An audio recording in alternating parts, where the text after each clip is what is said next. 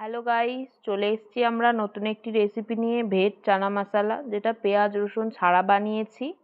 এই রেসিপিটাতে প্রথমেই আমরা ভিজিয়ে রাখা চানাটাকে সেদ্ধ করে নেব একটু নুন দিয়ে। এরপর যখন চানাটা আমাদের সেদ্ধ হয়ে যাবে, ভালো করে ছেঁকে নেব, ঠান্ডা জল দিয়ে ধুয়ে নেব। কড়াইতে সর্ষের তেল গরম করতে দিয়ে ওর মধ্যে আমরা সামান্য পরিমাণ জিরে দিয়ে দেব। এরপর জিরেটা যখন একটু ভাজা হয়ে যাবে, ওর মধ্যে আমরা দিয়ে দেবো তেজপাতা, লবঙ্গ, দারুচিনি আর একটু এলাচ। আর এটা যখন একটু গন্ধ উঠবে তখন দিয়ে দেবো আমরা কাঁচা লঙ্কা। এবার এগুলো একটু নাড়াচাড়া করে নিয়ে আমরা দিয়ে দেবো এর মধ্যে আদা বাটা। আদা বাটাটা আমরা অল্প করে নেড়ে নেব, নাহলে তিতো হয়ে যাবে। এরপর আদা বাটার মধ্যে আমরা দিয়ে দেবো টমেটো বাটা। যখন টমেটোটা লাল লাল হয়ে যাবে আমরা দিয়ে দেবো হলুদ। এগুলো ভালো করে মিশিয়ে নিয়ে আমরা দিয়ে দেবো লাল লঙ্কার গুঁড়ি। তারপরে আমরা ধীরে ধীরে লবণ আর চিনিটা দিয়ে দেবো পরিমাণ মতো।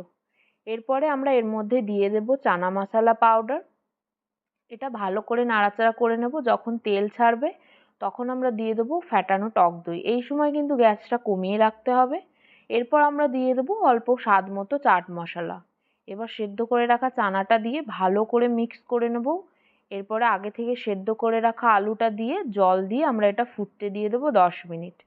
এরপরে আমরা যখন নামানোর আগে এর মধ্যে দিয়ে দেবো একটু গরম মশলা। তারপর এটা ভালো করে 5 মিনিট ফুটতে দিয়ে একটু ধনেপাতা দিয়ে সার্ভ করব চানা মশলা।